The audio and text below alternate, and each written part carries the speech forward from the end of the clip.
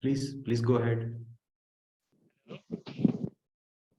Am I audible? Yes, pretty much. Okay, sir. I am having technical difficulties at my end, so I would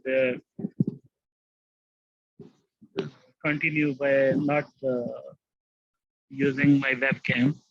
So I need to emphasize three points here, which I feel that is that in my opinion, there is need to conduct complete study about differences and linkages between Rashtriya Economic Zone and Kashgar Economic Zone. Are you listening? Yes, we are listening. Please bit louder if you can speak. Yeah. I was suggesting that there is a complete need to conduct complete study about differences and linkages between Rashtriya Economic Zone and Kashgar Economic Zone. Then we will be in a better position to judge things from right perspective, particularly especially about the differences we have in both economic zones, the utilities which the Chinese are providing to Kashgar Economic Zone and utilities that are providing Pakistani authorities to Rashtriya Economic Zone are very important. My second thing which I need to talk about is that we have been using currently CPEC's eastern route to deliver goods between Gwadar and Sust port. So there is need to complete CPEC's western route as soon as possible to cut the time between linkage time between Gwadar and Sust port. My third suggestion would be to that there is need to provide linkage between landlocked countries and Gwadar port. So it's although beyond the Pakistan-China relation agreement, or I think I would say that road linkages with Afghanistan, Uzbekistan need to be improved, and I would further suggest that there is need to specify specific area at Gwadar Special Economic Zone to cater landlocked countries areas need, especially the goods that are being transported from Central Asian countries to Gwadar.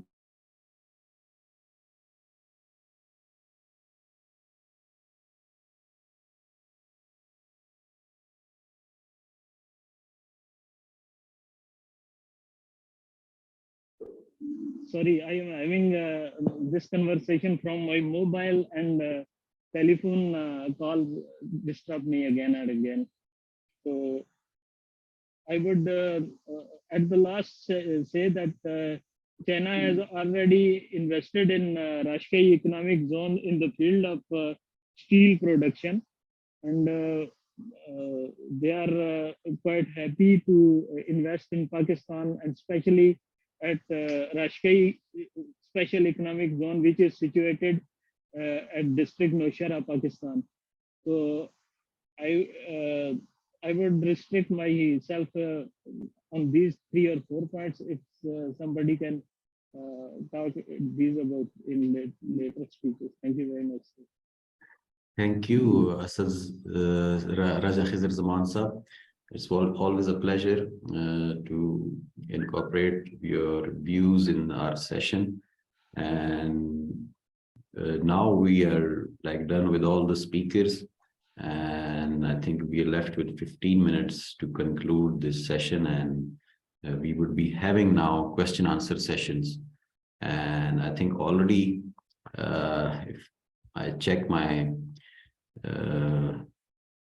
chat box, yes, we are having one question, which is by Miss Aman. The the phrase of debt trap is echoed almost everywhere. What's your take on this phrase?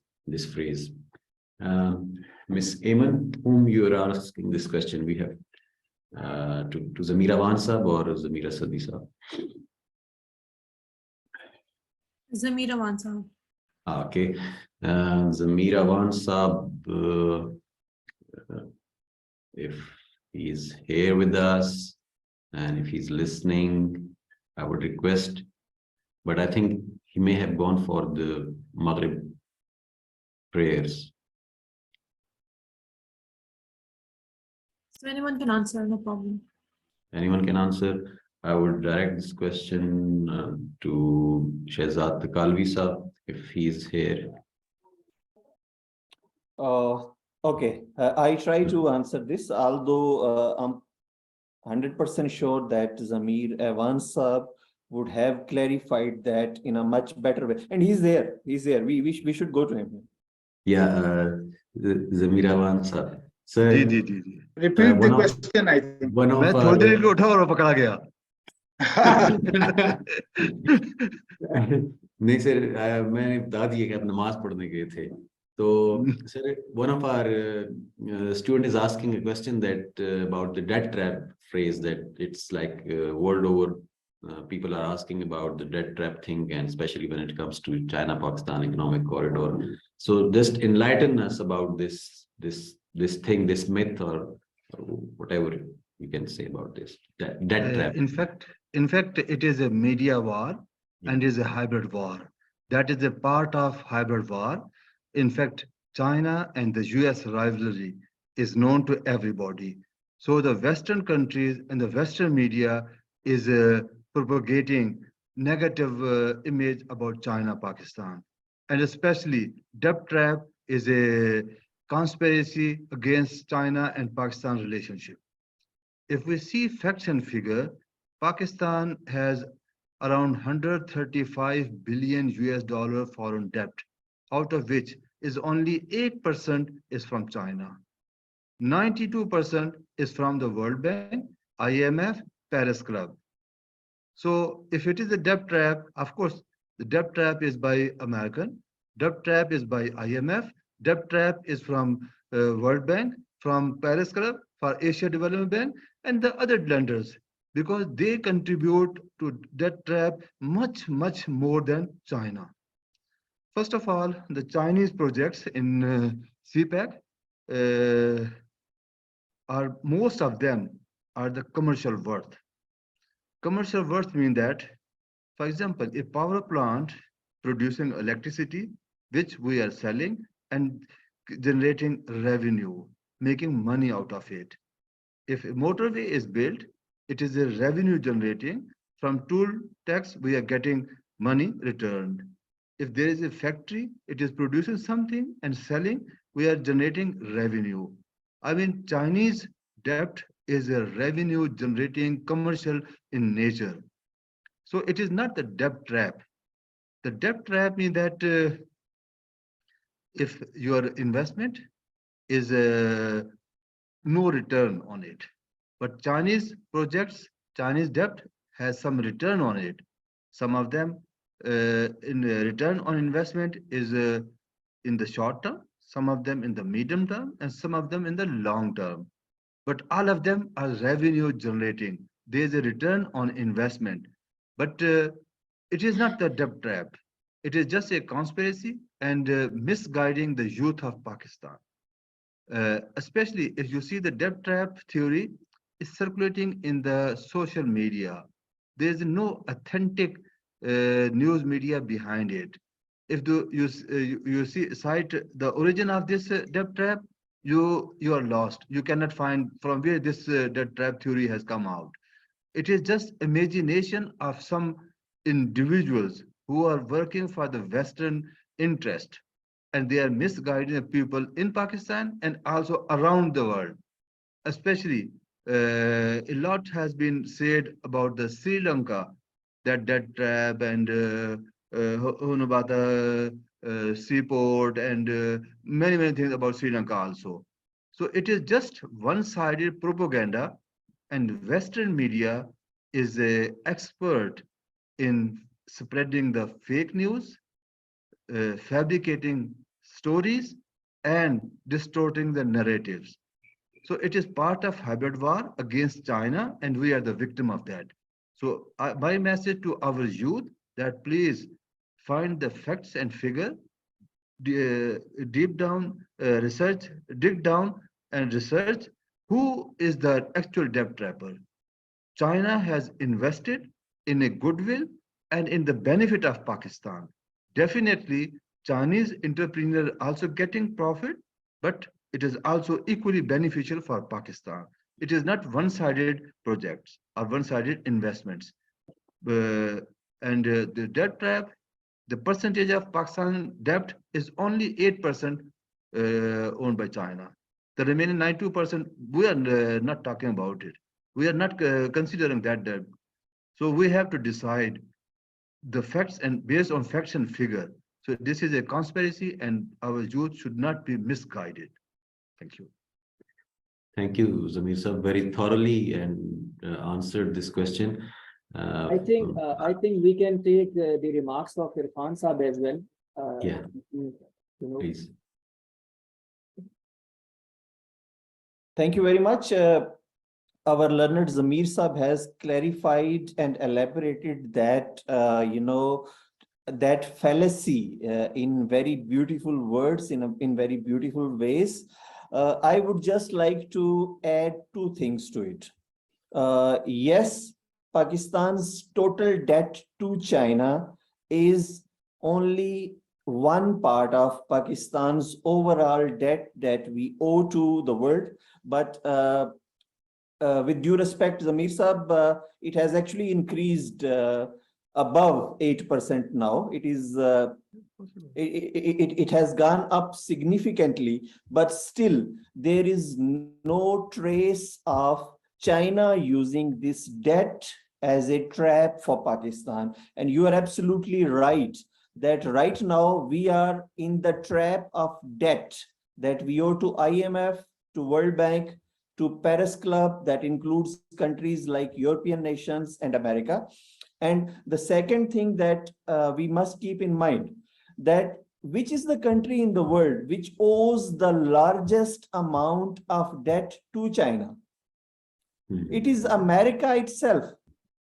America owes between, due to different calculations, between $1 trillion to $2 trillion to China. So if it is not a trap for America, how can 10 to 20 to 25, $30 billion be a trap for Pakistan? So there is absolutely no truth in such narratives, such fallacies. Yes, it is a propaganda. Prior to this debt trap theory, there was another theory circulating in global discourses, and that was string of pearls. String of pearls proved to be a fake phenomena, and debt trap will prove to be a fake phenomena in next few months, in next couple of years. Thank you, Tagalvi sir. I would add to the string of pearls phrase. I mean, there was another thing which the East India Company thing you would have heard, but all those narratives are kind of, they'll die with the passage of time as soon as the progress is there. And so my advice to the students would be to, whenever such phrases are echoed by people, or you see it in the Western media, as Zamir Sahab also mentioned, that it's a 5G war. So do some objective research and do some read some reports and do some Googling and do some research by yourself, and then you'll come to know that it's the false narrative. These are just the myths. So try to be in a habit of doing some research as well. Okay. I want to add one thing here. I will give an small example here about a debt trap. If it is very easy to analyze from which side the actual trap of the debt is coming. Now, if anyone gives you debt and then he gives you instructions and conditions, strict condition, then that would be a trap. But and that trap is coming through the West currently. We are getting instructions from that side. We have problems from that side. From Chinese side, there's no instructions, special instructions, anything until yet. Exactly. I mean, when I myself did this research, and I came to know that there were interest-free loans and soft loans, and as Zamir Saab mentioned, that revenue generation loans. So it's not debt trap. Yes, it would be a debt trap when we are doing agreements with IMF and State Bank, World Bank. IMF and World Bank. So that is a debt trap then, I mean, as very thoroughly and in detail mentioned by Zamir Awan Saab. So they try to dictate us how to manage.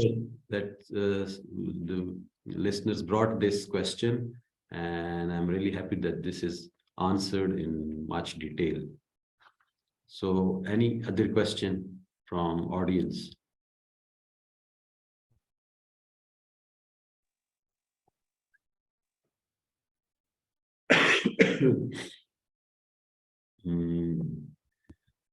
No one. No, this is perfectly understandable for me. I was very clear that the session on economic and trade relations would have the smallest number of questions, so that is perfectly understandable. Yeah, exactly this. And the way you people elaborated, I mean, the credit goes to you. But I am but I am thanked to you. I must offer my thanks to you, Syed Shamsul Hassan Saab, that you brought up this very sad demise of Jiang Zemin. He was a great friend of Pakistan, and we as a group must express our grief, our sympathies to the people of China who are in mourning right now. Thank you very much for that. Thank you, Shehzad Saab. We are not having any question, then it's already 6 p.m. Yes. And we can close this conversation. It was Thank you very much. Session, and all the speakers contributed well to it. One thing which was very consistent in all the presentations or speeches was that we are now into the next phase of Pak-China engagement, and that is now shifted from state to state to people. Like now it's a people to people engagement, and business to business and people to business to business. Like Zamir Saab talked about the conflict, the dispute resolution things, mechanisms that should be in place. And then Shehzad Taqalmi Saab talked about like Chinese people should be sensitive of the religious and cultural sensitivities of Pakistan. Vice versa, Pakistani people should also be aware of the Chinese work ethics. So as soon as this relationship goes on, and we would have new dimensions. So this people-to-people communication, people-to-people engagement, that is very important. And we would see a lot of such things coming up in future, and we should be in advance prepared for these things. So that is the message from this conversation today, this session today. So with this, I think we would close this conversation, and I once again thank all the speakers, and we will be meeting next week, inshallah, on Saturday. No, we are having tomorrow. I always forgot that. Yeah. So we'll be having tomorrow another session, and take good care of yourselves. Assalamu alaikum. Assalamu. Bye-bye.